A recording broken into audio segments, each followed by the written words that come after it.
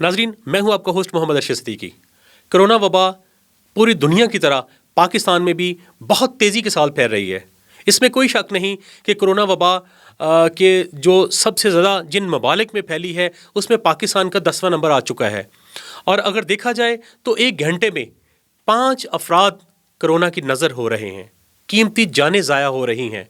अब capital city Islamabad में G92, G93 और कराची कंपनी को सील किए जाने के बाद अब इंतज़ामिया इस नहज पे पहुंची है कि जिन जिन इलाकों में कोरोना वबा तेज़ी से फैल रही है उनको सील कर दिया जाए, जिनमें सर फहरिस्त I10 है जिसमें 300 से ज़ायद जो कोरोना के मरीज़ निकले हैं, और इसी तरीके से देखा जाए तो I8 में और I9 में भी 300 से ज़ायद मरीज़ जो हैं वो कोरोना के पाए गए हैं।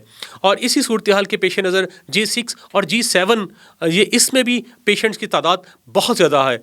देखा जाए और तो इसमें बहुत तेज़ी से इजाफ़ा हो रहा है। इस्लामाबाद के जो हॉस्पिटल्स हैं वो इस वक्त फुल हो चुके हैं और बड़ी बुरी हालात होते जा रहे हैं। इस्लामाबाद में भी कोरोना के 9,000 के करीब जो है वो पेशेंट इस्लामाबाद में हो चुके हैं कोरोना के।